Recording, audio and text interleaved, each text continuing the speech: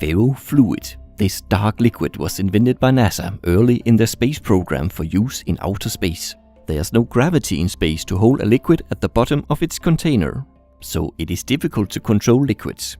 In outer space, they can go anywhere inside a container, like on the bottom, sides, top, or even right in the center of, say, a large fuel tank. It would be nice to control fluids with something else than gravity. Well, NASA decided to use solid fuel instead, and now I've got ferrofluid sitting here on my table. It doesn't look fancy or alien to me. Wait, what?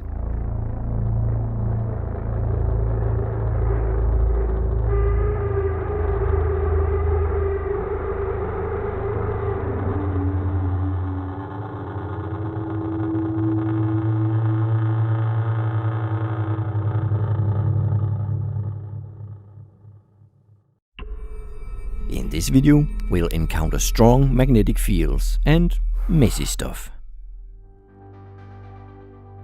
Ferrofluid is attracted by a magnet, so much that it doesn't care about gravity and lifts up in these nice spikes following the magnetic field lines.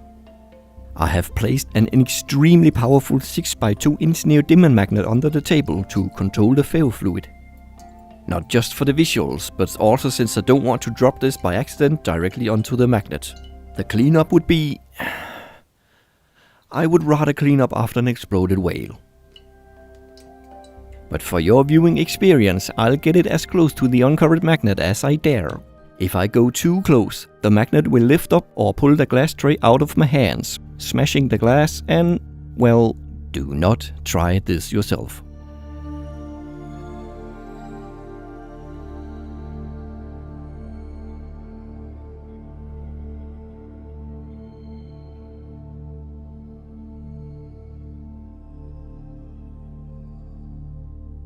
At this point, I was struggling to keep the tray level and away from the magnet. Time to chicken out. This magnet will always win a fight.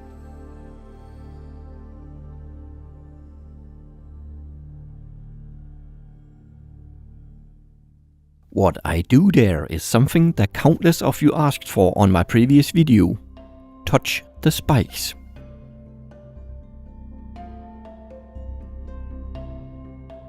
This is not recommended since ferrofluid is a skin irritant.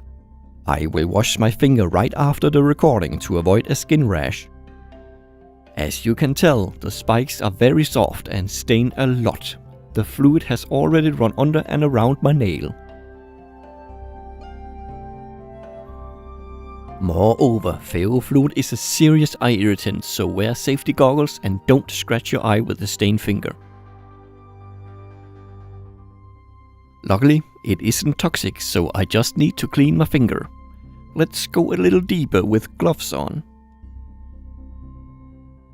While on the subject of safety, let me mention that the liquid itself will destroy your lungs, so don't pour it into them. With common sense and basic safety gear, you can handle ferrofluid without any health problems. Just expect a lot of messy cleanup afterwards.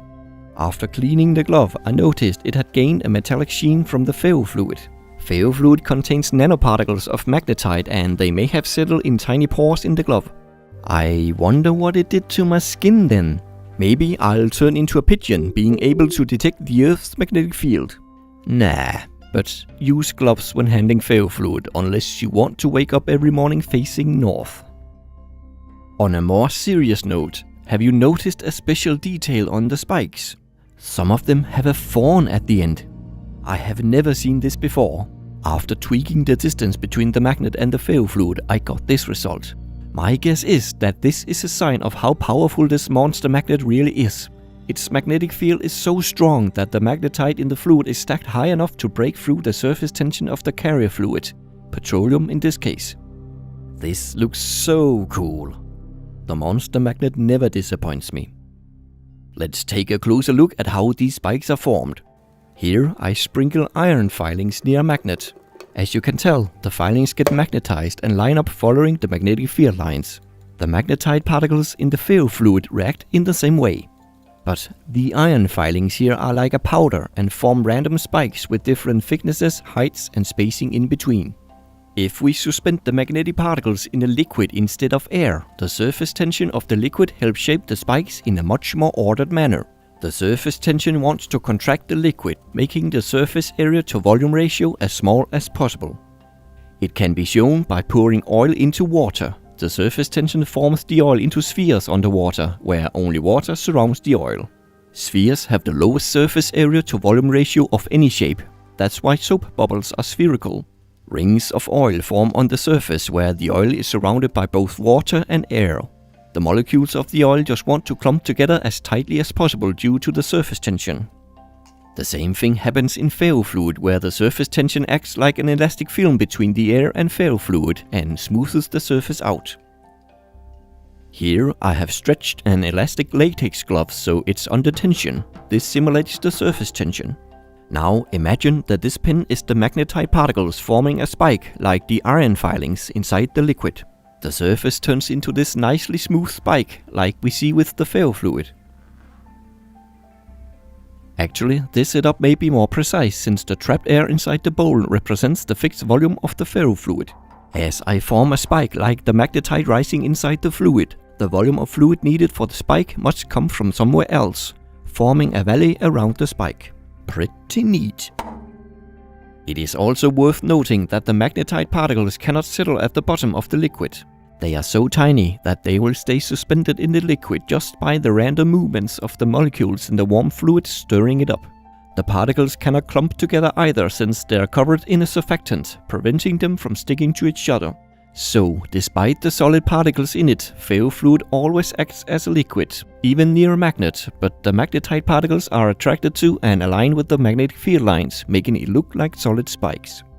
That's why the spikes are very soft to the touch. They can't even hold a Lego piece at their tips.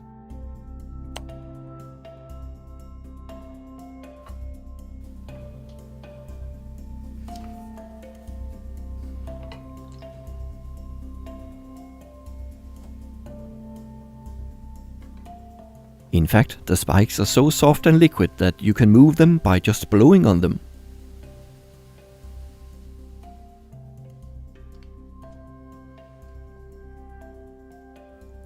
Alright, hope you enjoyed these small experiments. I'm not gonna bore you with the tedious cleanup. But before I pack the monster magnet away again, let me just show the magnetic putty on it as well. I showed this with smaller magnets in a previous video that Supermagnet sponsored. This amount of putty is too small to be really spectacular near this large a magnet, but still impressive how organic it looks when it moves.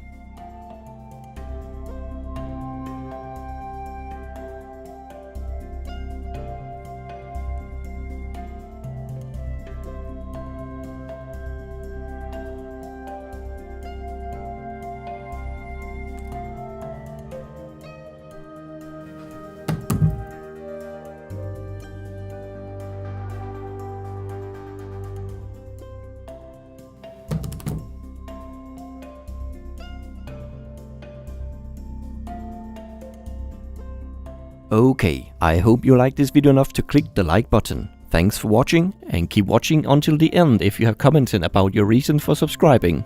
You may be in the 5th frame. Bye for now.